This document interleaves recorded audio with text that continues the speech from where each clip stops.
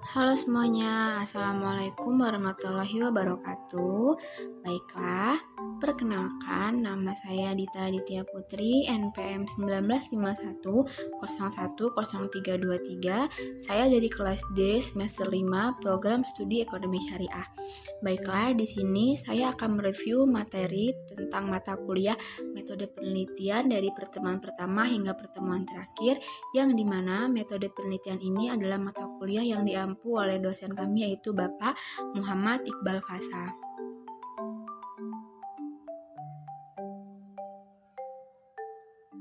Baiklah, yang pertama yang dibahas itu mengenai penulisan dan pembuatan jurnal.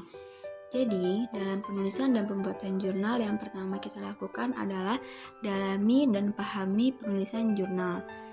Yang dimana di dalam penulisan jurnal itu terbagi dalam beberapa bab. Yang pertama ada bab 1 pendahuluan, yang isinya itu adalah identitas penulis, abstrak, dan latar belakang.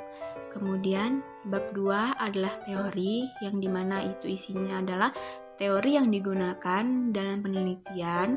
Bab 3 itu ada metode, yang isinya adalah metode yang digunakan dalam penelitian. Bab 4 itu ada hasil, yang dimana disitu mencakup pembahasan 1 dan pembahasan 2 dari penelitian kita. Dan yang terakhir itu adalah bab 5 kesimpulan, di mana nantinya isinya akan ada tawaran penulis, kesimpulan, saran, dan juga referensi. Nah, hal kedua yang harus kita perhatikan yaitu mengenai mencari ide dan judul penelitian. Jadi ada beberapa cara atau tips dalam kita itu menentukan ide atau judul penelitian kita. Yang pertama itu bisa kita dapatkan dari adanya fenomena-fenomena terbaru yang kita lihat di sekitar kita. Kemudian yang kedua, dari adanya sebuah kasus. Yang ketiga, dari kesenjangan teori dan praktek. Yang keempat, dari adanya webinar yang kita ikuti. Yang kelima, adanya rekomendasi dari penelitian terdahulu. Nah, kemudian hal yang harus kita perhatikan lagi, yang ketiga yaitu mengenai strategi mencari dan membuat referensi. Jadi itu ada 3 strategi. Yang pertama, cari referensi jurnal yang kita butuhkan melalui Google Scholar. Yang kedua, usahakan mencari jurnal dari jurnal internasional untuk menghindari tingginya plagiarisme. Dan yang terakhir, untuk mempermudah kita dalam menulis referensi, gunakan aplikasi Mendeley. Nah, kemudian sedikit penjelasan mengenai bagian-bagian dari jurnal. Jadi yang pertama itu adalah latar belakang. Nah, latar belakang ini adalah uraian tentang masalah yang melatar belakangi dilakukannya sebuah penelitian. Kemudian ada rumusan masalah, di mana merupakan pertanyaan-pertanyaan yang disampaikan secara eksplisit tentang masalah penelitian yang hendak dicari jawabannya melalui penelitian yang akan dilaksanakan. Yang selanjutnya ada tujuan penelitian, di mana merupakan maksud dari penelitian yang didasarkan pada masalah yang telah dirumuskan sebelumnya. Kemudian ada manfaat penelitian, di mana dia membicarakan tentang kegunaan atau kontribusi yang dapat diperoleh dari penelitian yang akan dilakukan. Yang selanjutnya adalah kajian penelitian terdahulu, di mana ini dilakukan untuk mengetahui batas akhir yang sudah ada dengan menyebutkan hasil kajian, sehingga diketahui ruang kosong atau wilayah yang belum dikaji orang lain dan berbeda dengan penelitian yang akan dilakukan. Nah, dari sini kemudian bisa diketahui adanya kebaruan penelitian yang akan dilakukan.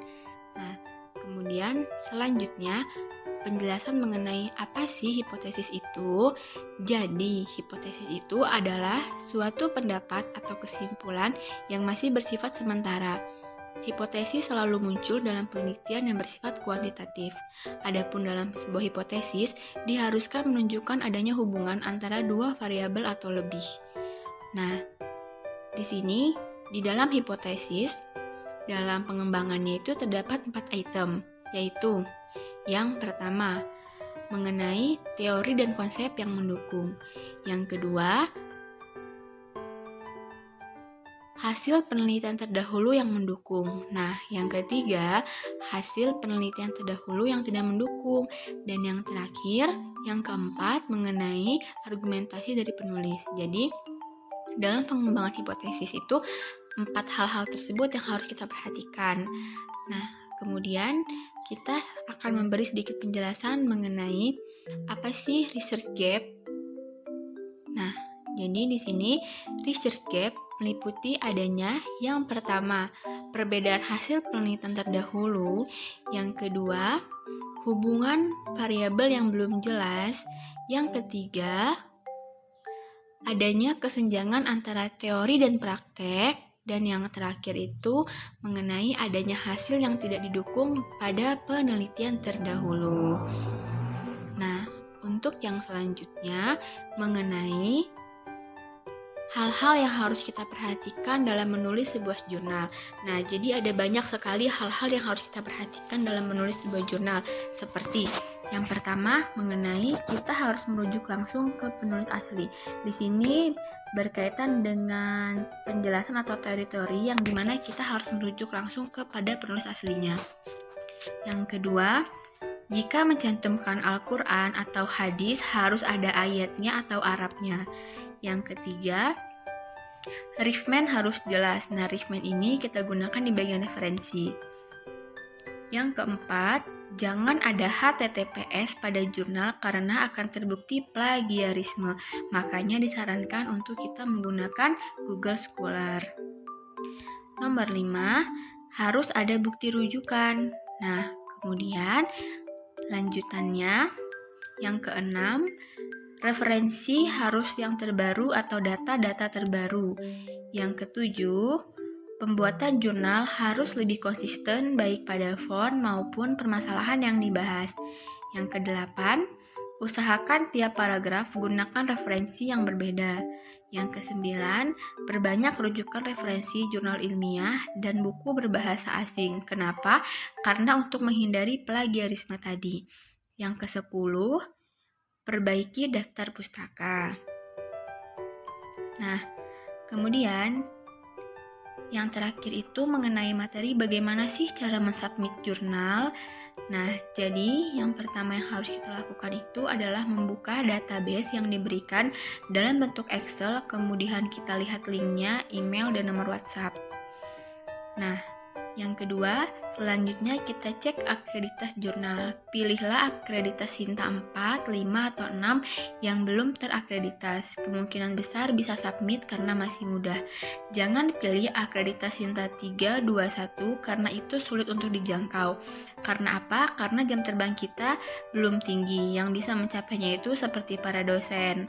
Nah, yang ketiga, pilihlah jadwal upload yang lebih dari 2, yakni 4. Itu lebih bagus. Contohnya Agustus, Oktober, Desember, Februari. Nah, yang selanjutnya, buka link, kemudian lihat di arsip, kemudian lihat yang sudah terbit, kemudian download. Nah, kenapa demikian? Karena kita bisa melihat susunan artikel yang ingin atau yang diinginkan oleh penerbit ini seperti apa, aturan-aturan artikelnya seperti apa, jadi kita bisa mengikutinya. Nah, dari sinilah kita lebih mudah untuk kita bisa tembus submit. Nah, yang selanjutnya yang harus kita perhatikan itu klik register, kemudian isi data diri dan submit jurnal hingga akhir. Kemudian, jika telah submit dan jika ada revisi, pihak jurnal akan memberitahu lewat email. Nah, yang selanjutnya, kemudian tunggu konfirmasi dari pihak penerbit akankah layak terbit atau ditolak. Nah, yang kedelapan, apabila tidak ada kepastian, pilih untuk meminta izin untuk mencabut artikel yang disubmit dan kemudian cari jurnal yang dapat diterbitkan artikel kita. Yang kesembilan, yang perlu diingat adalah submit jurnal ke satu tempat saja, tidak boleh lebih. Karena dalam aturan mensubmit jurnal kita harus di satu tempat. Jika kita ingin submit di tempat lainnya, kita harus mencabut dulu jurnal kita di tempat yang submit kita sebelumnya. Begitu. Baiklah, itu saja yang bisa saya jelaskan mengenai review materi pada mata kuliah metode penelitian. Saya akhiri. Wassalamualaikum warahmatullahi wabarakatuh.